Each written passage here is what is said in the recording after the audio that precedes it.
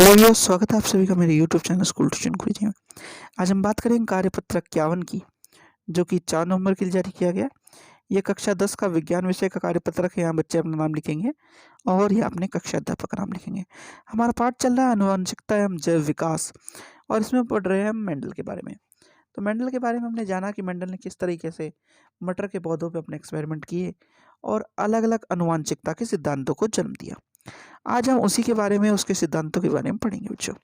तो ये देखते हैं कि आपका कार्यपत्रक क्या कहता है। मेंडल के प्रयोग, मेंडल का प्रभाविकता का नियम एवं मेंडल का पृथक्करण का नियम। ठीक है बच्चों, तो हम आज दो नियम पढ़ेंगे, प्रभाविकता का नियम और पृथक्करण का नियम। पहला तो आगे देखते हैं क्या कहता है ये। मेंडल ने मटर के उन पौधों के वैकल्पिक लक्षणों का उपयोग किया जो स्थूल रूप से दिखाई देते हैं। उन्होंने वैकल्पिक लक्षणों के साथ पौधों का संकरण किया और पहली पीढ़ी और दूसरी पीढ़ी की शक्तियों का अध्ययन किया और वैकल्पिक लक्षणों वाले पौधों के अनुपातों की गणना की। तो मेंडल ने किया क्या बच्चों? मेंडल ने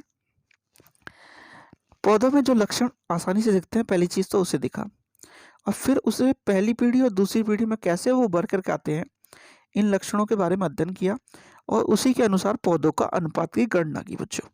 तो ये काम किया मेंडल ने। अब कैसे किया, जरा ये देखते हैं मेंडल के प्रयोग में।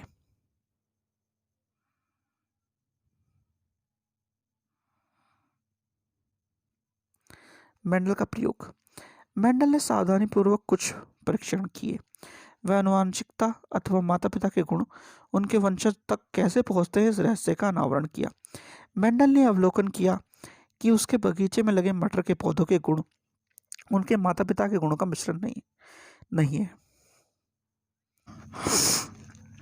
उदाहरण के लिए, एक लंबे पौधे और छोटे पौधे की अगली पीढ़ी के पौधे या तो लंबे थे या छोटे, उनमें से कोई भी मध्य कद का नहीं था। इन परिणामों ने उसे आगे और गहन अध्ययन करने के लिए प्रेरित किया। उसने मटर के पौधों के साथ अपने परीक्षण को करना निश्चय किया ताकि वह जान पाए कि ये गुण किस प्रकार अगली पीढ़ी तक पहुंचते हैं। मेंडल ने लगभग 30,000 मटर के पौधों पर अगले कुछ वर्षों तक प्रशिक्षण किया।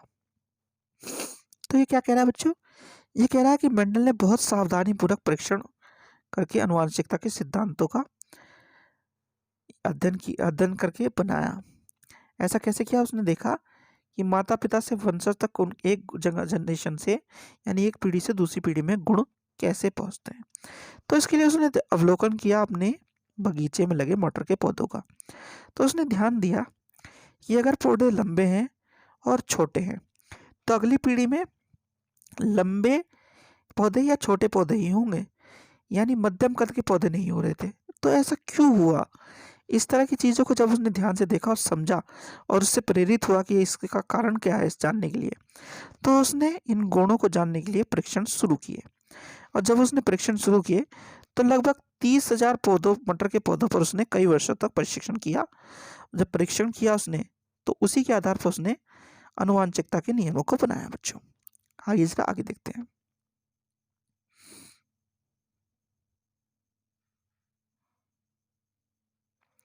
अब क्या किया, एक उदाहरण दे रहा है ये। मेंडल ने 2 मटर के पौधे लिए, एक जिनके फूलों का रंग बैंगनी था और दूसरा जिसके फूलों का रंग सफेद था। दोनों के बीच पर परागण द्वारा संकरण कराया गया। अगली पीढ़ी F1 में सभी पौधों में बैंगनी रंग के फूल प्राप्त हुए, परंतु जब उनका संकरण परागण द्वारा कराया गया तो F2 पीढ़ी में लगभग 3 भाग बैंगनी फूलों के और 1 भाग सफेद फूलों का पाया गया, जिनका लगभग अनुपात 3:1 था। यही मेंडल का पृथक्करण का सिद्धांत भी है बच्चों। इसमें होता क्या है, अब देख लेते हैं जरा। आइए समझ लीजिए इसे, कि हमने बैंगनी और सफेद फूलों को लिया। तो बैंगनी कैसा है? बैंगना प्रभावी है और सफेद अप्रभावी है। अब कैसे है लक्षण ये प्रभावी और ये भी हम जानेंगे, जो क्या है, मेंडल का एक सिद्धांत भी है। तो जो प्रभावी लक्षण है वो F1 जनरेशन में उभर कर आता है और जो अप्रभावी है वो दब जाता है। लेकिन दोनों के दोनों लक्षण एक पीढ़ी से दूसरी पीढ़ी में चले जाते हैं। जब ये आगे बढ़ते हैं, यानी F2 पीढ़ी पे जब पहुंचते हैं, तो F2 पीढ़ी में होता क्या है, F2 पीढ़ी में प्रभावी लक्षण 3 रेशियो में आता है और अप्रभावी 1, यानी 3:1 के रेशो में ये दोनों प्रभावी और अप्रभावी लक्षण दिखाई देते हैं हमें। ठीक है बच्चों, इसे कहते हैं क्या? प्रभाविकता का नियम या पृथक्करण का नियम। प्रभाविकता का नियम यहाँ तक और पृथक्करण का ये वाला। चलिए जरा अब प्रभाविकता के नियम को समझ लेते हैं बच्चों। प्रभाविकता का नियम जैसा कि हमें पता है, प्रभाविकता का नियम कहाँ तक आता है? F1 तक। अब कैसे आता है ये देख लेते हैं जरा। मेंडल द्वारा प्रस्तावित प्रभाविकता का नियम ये कहता है कि जब विषम युग्मज यानी जब समरूपी जोड़ों में 2 गणसूत्र अलग होते हैं अथवा एक प्रभावी और एक अन्य अप्रभावी लक्षण, यानी कि जैसा भी मैंने बताया आपको, परस्पर विरोधी लक्षण वाले पौधों के बीच संकरण कराया जाता है, तो उनकी स्थिति में विरोधी लक्षणों में से एक प्रभावी लक्षण प्रदर्शित होता है तो वह दूसरा प्रभावी लक्षण प्रदर्शित नहीं होता है। यह प्रभावी लक्षण छिपा रहता है और उसी तरह अगली पीढ़ी में स्थानांतरित हो जाता है। यह प्रभावी लक्षण तभी अपने आप को प्रदर्शित कर पाता है जब वंशज के समान रूप में 2 प्रभावी लक्षण पाए जाते हैं। तो बच्चों ये क्या हुआ? जैसा कि अभी उदाहरण देखा हमने बैंगनी रंग के और सफेद रंग के फूलों का, तो इसमें F1 जनरेशन में हमें प्रभावी कौन सा लक्षण मिला? बैंगनी रंग के फूलों का। ये अब एक पीढ़ी से दूसरी पीढ़ी में चले तो गए सफेद रंग वाला भी लक्षण, लेकिन कैसे मिला हमें? हमें मिला बैंगनी रंग का फूल। अब ये दोनों कब लक्षण प्रदर्शित होंगे? जब प्रदर्शित होंगे जब एक समान तरह के लक्षण हम देखने को मिलेंगे। यानी कि हमने यहाँ पे रंग का देखा, अगर हम लंबाई का देखें, जैसा कि अभी बताया गया था ऊपर की साइड में लंबाई का देखें, छोटा या बड़ा, तो इस तरह की जब लक्षणों के बारे में बात करेंगे तो एक प्रभावी होगा, दूसरा अप्रभावी। प्रभावी कौन सा होगा? वह जो लक्षण अगली पीढ़ी में प्रदर्शित हो जाएगा वह प्रभावी, जैसे कि गोल बीज बैंगनी रंग के फूल, और वह लक्षण जो अगली पीढ़ी में प्रदर्शित नहीं हो पाएंगे अप्रभावी, जैसे कि सफेद रंग के फूल। यानी ये बात हो रही है F1 की। ठीक है बच्चों, इसे समझ, इसमें कंफ्यूजन मत कीजिएगा, ये F1 जनरेशन की बात हो रही है। जब F2 की बात होगी तो मेंडल के पृथक्करण का नियम चालू हो जाएगा। मेंडल के पृथक्करण का नियम क्या कहता है आप देख लेते हैं। मेंडल के पृथक्करण का नियम क्या कहता है? मेंडल का पृथक्करण का नियम यह कहता है जब एक जीव अपने गुणों को स्थानांतरित करता है उसके वंशज अपने माता पिता दोनों के उस गुण का एक लक्षण प्राप्त करते हैं।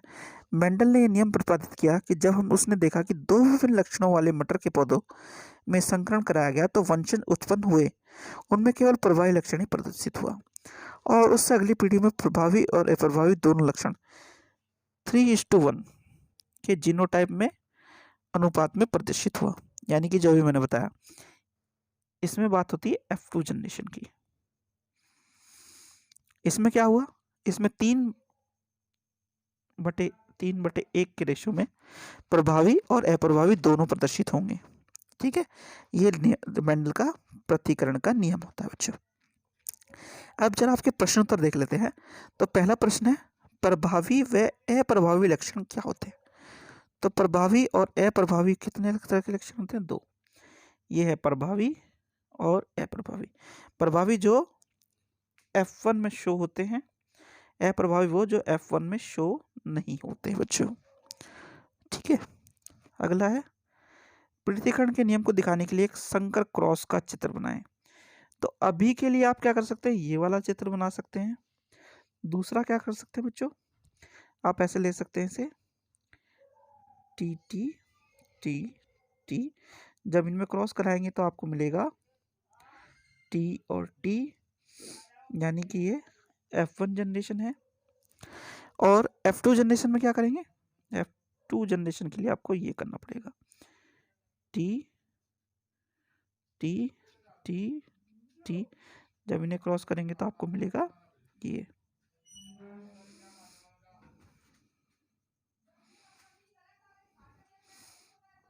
यानी 3:1 का रेशो। ठीक है बच्चों, तो ये हो गया। अब है अगला विषमयुग्मजी को परिभाषित कीजिए। तो विषमयुग्मजी क्या है? ये है विषम युग्म जी। जब समरूपी जोड़ी में दो गणसूत्र अलग अलग होते हैं अर्थात एक प्रभावी और अन्य अप्रभावी तो विषम युग्म जी होता है बच्चों। ठीक है बच्चों, चलो अगला है